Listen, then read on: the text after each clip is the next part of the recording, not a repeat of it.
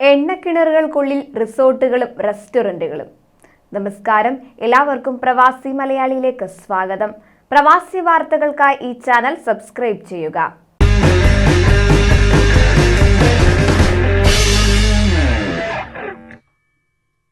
Saudi അറേബ്യയുടെ മുഖമുദ്രയാണ് petroleum ഉൽപാദനവും കയറ്റുമതിയും.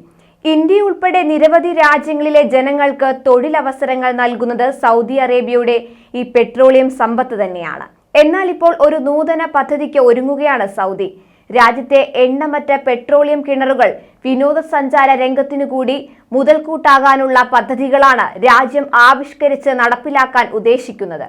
എണ്ണക്കിണറുകൾക്കുള്ളിൽ റിസോർട്ടുകളും റെസ്റ്റോറന്റുകളും നിർമ്മിക്കാനാണ് പദ്ധതിയിടുന്നത്. ഇതുവഴി രാജ്യത്തെ വിനോദസഞ്ചാര ഹബ്ബാക്കി മാറ്റാൻ കഴിയുമെന്നാണ് പ്രതീക്ഷിക്കുന്നത്. എക്സ്ട്രീം പാർക്ക് എന്ന പദ്ധതി പ്രകാരമാണ് ഈ ആശയം നടപ്പിലാക്കുന്നത്. പദ്ധതിക്ക് വേണ്ട സാമ്പത്തിക സഹായം നൽകുന്നത് സൗദി അറേബ്യ പബ്ലിക് ഇൻവെസ്റ്റ് ഫണ്ടാണ്.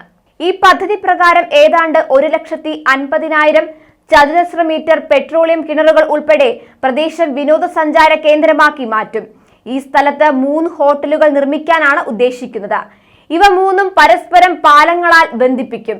ഈ 3 ഹോട്ടലുകളിലായി 800 റൂമുകളും 11 റെസ്റ്റോറന്റുകളും ഉണ്ടായിരിക്കും. ഇതിനോടകം ഡൈവിംഗ് പോലുള്ള സാഹസിക കായിക വിനോദങ്ങൾക്കുള്ള അവസരവും ഒരുക്കും.